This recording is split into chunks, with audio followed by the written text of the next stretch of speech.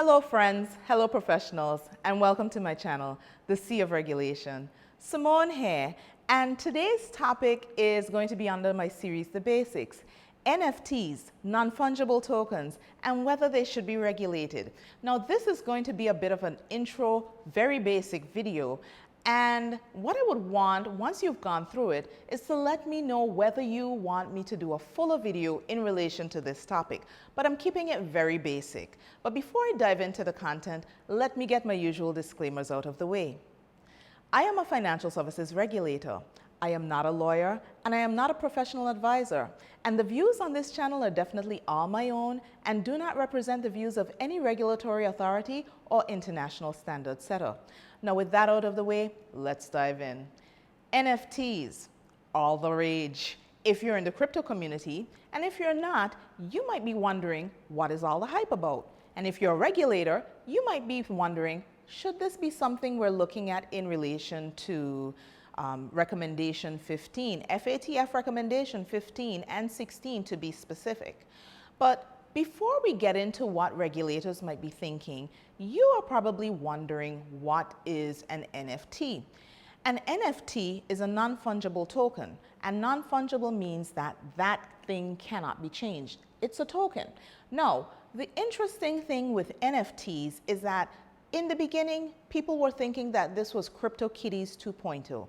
And if you were familiar with the CryptoKitty rage that was happening a few years ago, drop it in the comments below. I thought it was quite interesting, but I didn't really understand what was going on at the time. Once that phenomena was kind of coming on its tail end, I got a little aware as to what was happening, and I did a little more research. And maybe CryptoKitties was the thing that led me into crypto. But before I get off track, non-fungible tokens. So what are they? Now, tokens is in the name, non-fungible, meaning they can't be changed or altered once you've minted them. Now, to create an NFT, you actually mint them. Someone will use a protocol to create this non-fungible token, this NFT, for a particular set of purposes. Now, the interesting thing with NFTs is that they can have a multiplicity of applications. You can have an NFT that is essentially like a collectible. So you have the NBA in the United States actually creating NFTs on some of the key moments of basketball greats. I am not really into basketball. In fact, it was a few years ago that I found out what a crossover was. So yeah, I am not really that good with basketball, but maybe someone can teach me because I'm always interested in learning. But beyond that, you have not just sports organizations looking at NFTs, you have real estate companies looking at NFTs and their application. And if you are interested in me getting into a video on that, because I do have a video in relation to DNFBP's AML requirements as it relates to real estate agents. If you are wondering where the NFT market crosses over with real estate, drop it in the comments below because it's definitely a hot space. But NFTs can be used for so much more. They can be used for investment purposes or to actually pay for things. And this is where FATF recommendation 15 kind of creeps into the party. You see, if an NFT is being used for payment or investments, then it is caught by recommendation 15, and so the usual AML due diligence bits tend to start creeping into the equation, and you may need to have further information about who's behind minting or trading or using those NFTs for payments and investments. Now, NFTs creates a bit of a conundrum for regulators. And what I've seen is that NFTs can have a number of purposes. Again, you can use them as collectibles. You can have it as payments. You can use it as investments. You can use it for some other utility. Remember the real estate thing I was kind of alluding to?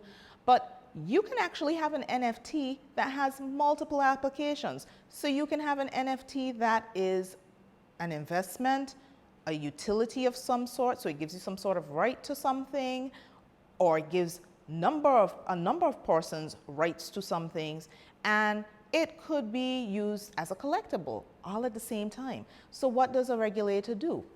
Well, I think that in this initial phase, regulators are going to be challenged in trying to regulate NFTs. And the difficulty is going to be that regulators are going to want to put NFTs in a particular bracket, but we can't do that. At least in my opinion, we can't do that. And if we can't put all NFTs in a bucket and say, all right, this is how we regulate it, then regulators are going to want to define the types of NFTs that fit into a bucket. But what happens when an NFT actually straddles in and out of the bucket, sitting on the fence? NFTs are good for this. Regulators are going to be really challenged in relation to how to look at this. And coming back to my earlier question as to whether regulators should regulate it, my answer is not really.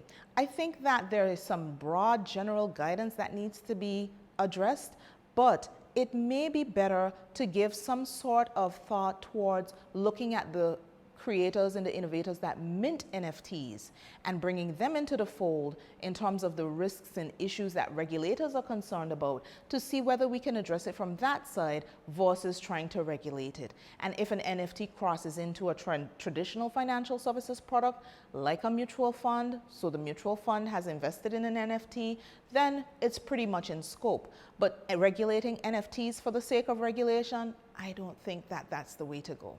But guys, this might be a little controversial.